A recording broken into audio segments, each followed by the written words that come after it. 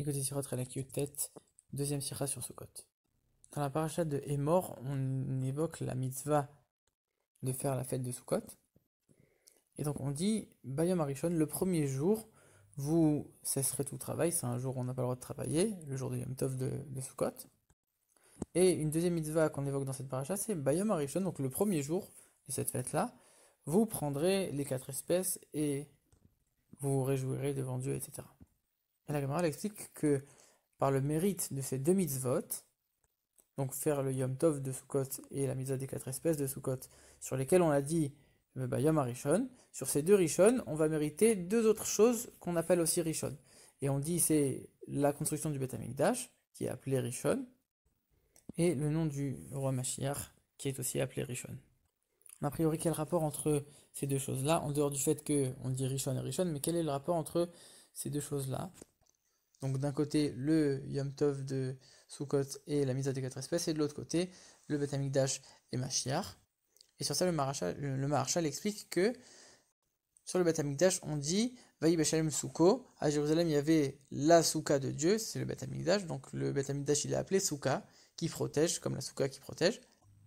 Et il dit le nom, dans la Gemara, on dit le nom du Mashiach, c'est Menachem, celui qui console, celui qui réjouit. Et donc c'est relié avec la joie des 4 espèces, comme on dit, vous prendrez ces 4 espèces et vous vous réjouirez. Alors maintenant on comprend le lien qu'il y a entre les deux, mais on ne comprend pas.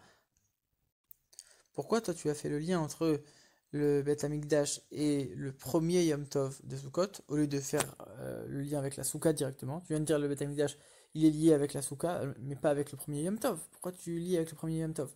La même chose, le nom du Mashiach, il est lié à la joie. Il n'est pas forcément lié aux 4 espèces, comme on dit, Bayam Arishon, vous prendrez ce jour-là, le premier jour, les 4 espèces. C'est lié à la joie qu'on va avoir quand on va prendre ces 4 espèces. Alors pourquoi c'est pas un lien direct comme ça? Alors pour comprendre tout ça, le Rabbi, il va d'abord introduire un certain nombre de notions. Il faut déjà expliquer c'est quoi la particularité de la mitzvah de la souka. Alors on sait que quand on fait une mitzvah avec un objet, l'objet il se raffine. L'objet il devient plus élevé. À tel point qu'après on n'a pas le droit de faire n'importe quoi avec cet objet. Le Rabbi donne l'exemple des tzitzit. Tant que les tzitzit sont accrochés aux vêtements, même si a priori c'est juste de la laine, et ben c'est de la laine qui a pris une certaine valeur. On n'a plus le droit de faire n'importe quoi avec cette laine des tzitzit, avec les fils. Et selon certains avis, même une fois qu'ils sont détachés du vêtement, on n'a pas le droit de faire n'importe quoi. C'est un objet de mitzvah. Mais donc ça c'est la majorité des mitzvot, on retrouve un peu cette ressemblance avec les tzitzit. Après il y a certaines mitzvot comme le Sefer Torah, les tefillin. Ça c'est Tashmiché Gdusha, ça devient un objet de Gdusha, un objet saint. Et l'objet lui-même il est saint. Pas comme les tzitzit que c'est un objet de mitzvah, il sert à une mitzvah, mais lui-même il n'est pas saint. Alors il y a quelque chose d'extraordinaire dans la souka, on trouve que la souka, elle n'est pas un objet de mitzvah. A priori, on aurait dit que c'était un objet de mitzvah, on dit non. La souka, ça devient un objet de Gdusha, c'est-à-dire c'est un objet saint.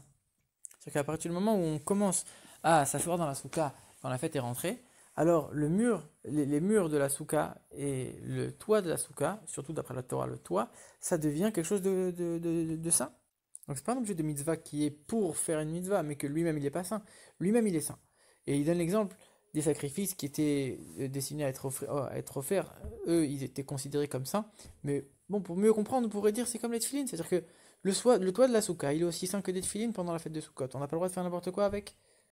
Ça, c'est la particularité de la mitzvah de la souka. Alors maintenant, la particularité des 4 espèces, le lulav, etc. Alors, il explique, en vérité, tous les objets avec lesquels on peut faire une mitzvah, le fait qu'on puisse faire une mitzvah avec ces objets-là, ça montre en vérité que l'objet en lui-même, il est un peu plus raffiné que les autres objets matériels. Et comme il est un peu plus raffiné, alors il est apte à ce qu'on fasse une mitzvah avec lui.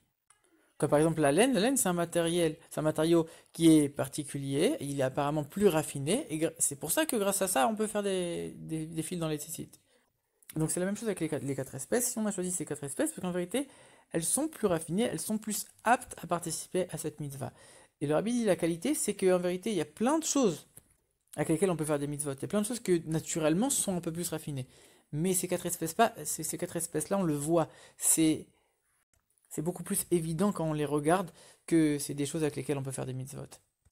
Pourquoi? Parce qu'en vérité, on voit l'unité dans chacune de ces 4 espèces.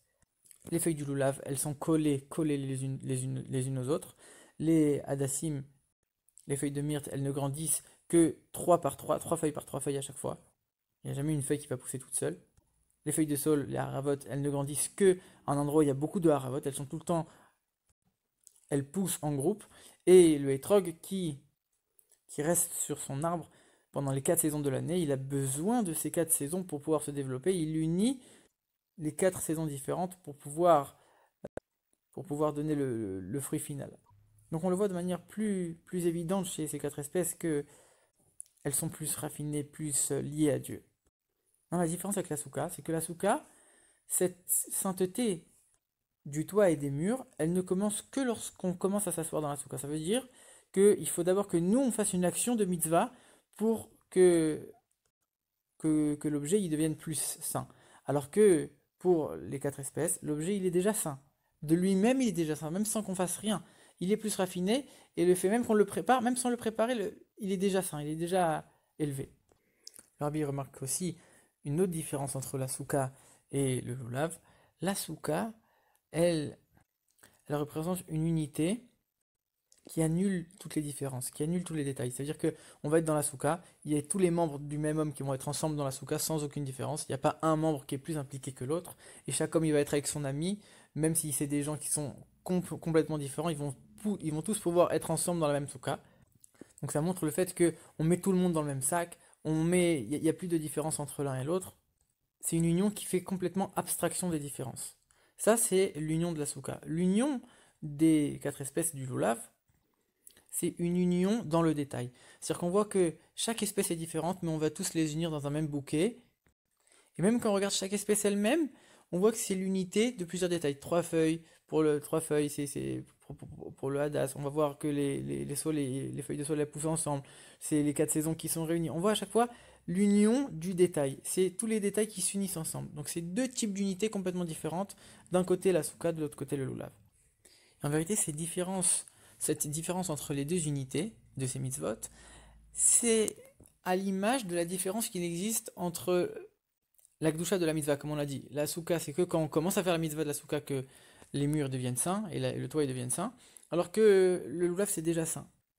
Les 4 espèces, ça représente l'unité dans les choses du monde. C'est des choses qui vont pousser, etc. et qui sont naturellement spéciaux, qui ont une sainteté spéciale, qui reflètent une unité spéciale. C'est l'unité dans le détail. Malgré tous les détails, on garde chacun de différences et nos détails, mais on est dans l'union. Donc ça, c'est une unité qui est liée au monde, à la diversité. Et donc la sainteté de ce bouquet, elle existe déjà avant en elle-même dans le monde. Alors que la souka, c'est une unité qui est au-dessus de toutes les différences, qui ne les prend pas en compte. C'est l'unité de Dieu qui est au-dessus des mondes. Et ça, on peut l'attirer, on peut le rendre concret uniquement par une mitzvah. Quand on va commencer à faire la mitzvah de la souka et commencer le premier soir. Et finalement, quand on regarde bien, l'unité la plus grande, bien sûr, c'est l'unité dans le détail. L'unité de la souka qui transcende les détails, en vérité, elle ne supporte pas le détail. Ça veut dire qu'elle est à un niveau où le détail est le contraire de l'unité. Alors que l'unité dans le détail, elle est à un niveau d'unité tellement élevé que pour cette unité-là, le détail n'a pas d'importance. Le détail et l'unité, les deux peuvent s'unir sans aucun souci. C'est ça la vraie unité de Dieu. On pourrait penser qu'en vérité, c'est une unité limitée, puisqu'en vérité, les détails sont un petit peu effacés devant cette unité-là, donc les détails n'ont pas le choix que d'être dans l'unité, mais en vérité, non. C'est que les détails eux-mêmes reflètent et sont imprégnés de cette unité-là. Et donc, c'est une unité qui est beaucoup plus puissante. Et c'est pour ça que quand on dit que c'est une mitzvah de faire, c'est encore mieux de faire la mitzvah de lulav dans la souka. Comme ça, on rassemble ces 2 types d'unités-là. Maintenant, quand on regarde le jour de Sukkot, le jour de fête de Yom Tov de Sukkot, c'est un jour de semaine qui va devenir un jour de fête. Comment un jour de semaine peut se transformer en jour de fête? Alors qu'a priori, tout dépend du dévoilement qu'il y a pendant la fête. Le dévoilement de Sukkot, c'est un dévoilement, comme on l'a dit, il est superficiel, il entoure les choses. À l'image de la souka qui entoure, comment ça peut pénétrer tellement dans le monde au point qu'un jour de semaine va se transformer en jour de fête. Et justement, quand on voit cette unité-là, où le détail n'est pas opposé à l'unité, que l'unité est dans le détail, le détail reflète lui-même l'unité, cette unité très forte des 4 espèces, alors là on comprend que le temps lui-même il peut se transformer en quelque chose de saint. Par l'unité de la souka ça aurait suffi, parce qu'on voit que même les murs de la souka deviennent saints, mais c'est encore une fois limité, alors que l'unité des 4 espèces elle est beaucoup plus puissante. Maintenant, on va comprendre, comme on l'avait dit au début, comment le Beth Amikdash il est lié avec le Yom Tov de Sukkot et le Mashiach, le nom du Mashiach avec les 4 espèces. Comme on a vu, le Yom Tov de Sukkot, c'est qu'on a pris un jour, on a fixé la Gdusha dans ce jour-là. Et de la même manière, le Beth Amikdash, c'est un endroit matériel qu'on a transformé en endroit saint. Donc à l'image de la Souka dont les murs deviennent saints, le jour même il devient un jour saint, l'endroit de Beth Amikdash lui-même devient saint. Mais ça vient d'en haut, ça veut dire que c'est quelque chose qu'on impose à l'endroit, on le transforme quelque chose de saint. Alors que quand on regarde le nom du Mashiach, on dit le nom du Mashiach, pourquoi on précise le nom et pas le Mashiach lui-même? Parce que le nom du Mashiach, on vient de dire, tout à l'heure on a dit, il s'appelle Menachem. Menachem, ça veut dire le consolateur, il va consoler l'exil, il va montrer comme quoi en vérité l'exil profondément c'était quelque chose de bien. Il va nous apporter un regard tellement nouveau qu'on va voir à l'intérieur des limites de l'exil et du monde lui-même qu'en vérité c'était quelque chose de tellement bien. Et c'est ça qui va nous consoler, nous rendre joyeux, et c'est pour ça qu'on compare ça à la joie des 4 espèces. C'est une joie dans le détail des choses du monde, ici aussi dans le détail et les limites de l'exil lui-même.